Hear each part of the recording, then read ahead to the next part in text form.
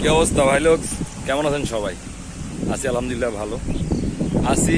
Ring road Chittagong, আর আশেপাশের ওয়েদারটা মানে মাত্রই সূর্যটা ডুবতেছে, এখনো ওই নিচে দেখা যাইতেছে লাল আভা এই যে কোনা দিয়ে, কিন্তু মুহূর্তের ভিতরেই মানে এতক্ষণ রোদ ছিল, যদিও সন্ধ্যা হয়ে গেছে কিন্তু ওই সূর্যের আলোটা অনেক প্রকোপ ছিল, কিন্তু মুহূর্তের মধ্যেই মানে পুরো আকাশটা কালো মেঘে ছেয়ে গেছে।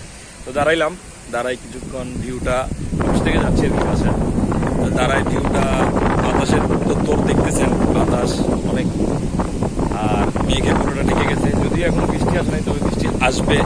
কালকে সন্ধ্যার পরেও চট্টগ্রামে অনেক বৃষ্টি হয়েছে, ভালোই বৃষ্টি হয়েছে, কিন্তু সকাল থেকে ভালোই গরম ছিল। কিন্তু দুপুরের পর থেকে 3টার পর থেকে বিকেলের সময়টাতে মানে ঠান্ডা হয়ে গেছে ওয়েদারটা, বাতাস, আর এখন একদমই ঠান্ডা হয়ে গেছে। অন্যরকম একটা বাতাস শরীরে বয়ে যাচ্ছে, মানে বুঝাইতে পারবো না আপনাদেরকে। জোস একটা ওয়েদার, জোস একটা ভিউজ, চারিপাশটা অন্যরকম হয়ে গেছে। পিছনে হচ্ছে আপনার রিং রোড, উপরে আমরা নিচে এখানে যে বসার জায়গাগুলো করছে, যারা চট্টগ্রামের তারা তো চিনেন, তারা জানেন, আর বাইরের যারা তারা তো আসলে আসার সুযোগ হইলে দেখবেন কখনো রিং রোডটা। তো এই হইলো ভিউজ, অস্থির একটা সময়, বিকেল সন্ধ্যার পর্যন্ত একদম সন্ধ্যা, হ্যাঁ 6টা 10-এর মতো বাজতেছে। যেহেতু দিন বড় সেহেতু সন্ধ্যাটা মানে আলোটা শেষ হইতে একটু সময় লাগে। আর কয়েকদিন পরেই ঈদুল আজহার জন্য সবাইকে মানে অগ্রিম ঈদ মোবারক রইল। যদিও চাঁদ উঠে গেছে, মেবি আজকে চাঁদ উঠার কথা, কারণ 7 তারিখ যদি কোরবান হয়, আজকে চাঁদ উঠার কথা। তো সবাইকে ঈদের শুভেচ্ছা রইল। এবার সবাই কোরবানটা কিভাবে যাবে, স্বাধীন বাংলাদেশ আমাদের নতুন, হ্যাঁ অন্যরকম একটা অনুভূতি আছে, কাজ করতেছে। যেহেতু আগের দিনগুলো থেকে কিছুটা মুক্তি হয়েছে, যদিও বাংলাদেশের এখনো সেই পরিমাণ ঠিক যেটা হওয়ার দরকার ছিল সেটার আশেপাশে কাছে কিনারে আমরা নাই। আমরা বাঙালির উপরের মহলে যারা নীতি নির্ধারক হিসেবে তাদেরকে বসায় রাখছেন, আমরা বসায় রাখছি, বা তারা বসে আছে, তারা আসলে এই দেশটাকে গড়তে চায় না কেউ। এই দেশটা এত সুন্দর একটা দেশ, কিন্তু কেউই আসলে গড়তে চায় না এই দেশটাকে। সবাই এই দেশটাকে নিয়ে আসলে মজ মাস্তিতেই লেগে আছে। তো যাই হোক, দেশ এগুলো এখন কি করব, আমরা তো ধরেন ওই অবস্থায় নাই যে আমরা আপনার গিয়ে কিছু পরিবর্তন করব। তো আমরা আমাদের মতো নিজের জীবন পরিবর্তন করাতেই ব্যস্ত, কাজ কর্ম, ফ্যামিলি, বাচ্চা কাচ্চা। এই যে এই পাশে দেখেন, এই পাশে সামনের জায়গাটা অস্থির, কিছু 2টা প্রজেক্ট আছে আমাদের সামনে, হ্যাঁ চারিপাশে ঘেরা গাছ দিয়ে আপনার ইয়েটাতে, পুকুরটাতে। তো এই হচ্ছে কথা, সবাই পরিবারের সাথে পরিবারের জন্য করেন, নিজের পরিবারের জন্য করেন। কোনো নেতা খেতা এগুলো আপনাদেরকে ভাত দিবে না, আমাদেরকে আসলে তারা যেভাবে স্বপ্ন দেখায় তারা সেটা করবে না। গত 17 বছরে যেসব ছেলে মেয়েদের জীবনগুলো নষ্ট করা হয়েছে, সামনের দিনেও রাজনৈতিক নেতারা সেম কাজটাই করবে, ওরা আমাদের মাথা বিক্রি করবে।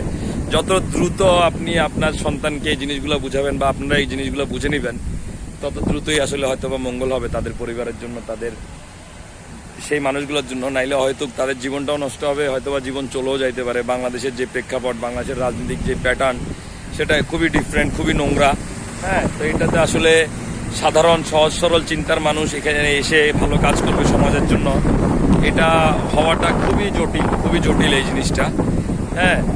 আমরা আসলে কোনোভাবেই কাম্য না, আমরা চাই দেশটা ভালো হোক, কিন্তু আসলে হওয়ার সুযোগটা খুব কম দেখতেছি। এত ফিরকা আমাদের মানে সবার ভিতরে হওয়ার, মানে কেউ, ওই যে বললাম না, দেশটাকে করতে আমরা কেউ চাই না। আমরা সবাই কিভাবে দেশটা একটা প্রতিষ্ঠান, এখান থেকে লুট করে, তাও যদি কামাই যদি এই দেশে ইনভেস্ট করতো তাও বুঝ দিতাম, কিন্তু আসলে এই দেশেও ইনভেস্ট করে না, নিয়ে চলে যায় অন্যদিকে। গত 16, 17, 18 বছর তো অবস্থা দেখছেন।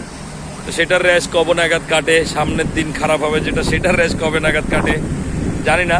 তবে তাও যে জিনিসটা হওয়ার দরকার ছিল ওইটা হওয়ার দরকারই ছিল, ওইটার কোনো বিকল্প নাই, ওইটা হওয়ার দরকার ছিল, ওইটা উনি যাওয়ার দরকার ছিল।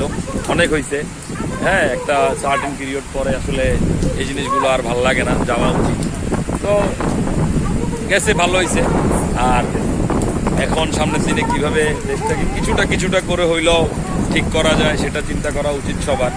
সবাই যদি ওই দিকে না ভাবেন, আসলে আলটিমেটলি দেশটার ক্ষতি হবে, আর দেশের ক্ষতি হইলে বাংলাদেশের 20 কোটি মানুষের ক্ষতি হবে। আল্লাহ তাআলা আপনাদেরকে যদি ওইসব চেয়ারে বসাইছেন, হয়তোবা কোনো না কোনো কারণে হয়তোবা বসছেন আপনারা, আপনাদের কিন্তু জবাবদিহিতার জায়গাটা অনেক বেশি রে ভাই। পরকালে গিয়ে আপনাদের জবাবদিহিতাটা অনেক বেশি, যেটা আমাদের থেকে চাইবে না, কারণ আমরা ওই চেয়ারে বসা নাই। আপনারা যেহেতু ওই চেয়ারে বসা আছেন সেহেতু চেয়ারটার কদর করেন। তো বৃষ্টি আসবে হয়তো বা, মেঘ ধরে গেছে জটিলভাবে। আমরা চলে যাই, এখন আর কথা না বাড়াই, কারণ বৃষ্টি চলে আসলে আবার প্যারা খাই যাব। আর এই সময়গুলোতে বিজলির একটা প্যারা থাকে, বিজলি পড়লে আরেক সমস্যা। সমুদ্রের পাড়ে আছি তো, এই যে এটা হচ্ছে রিং রোড, প্রচন্ড স্পিডে গাড়ি চলতেছে, সবাই ভাগতেছে যেহেতু বৃষ্টি আসবে, এই আর কি। তো রাখি, পরে কথা বলতেছি।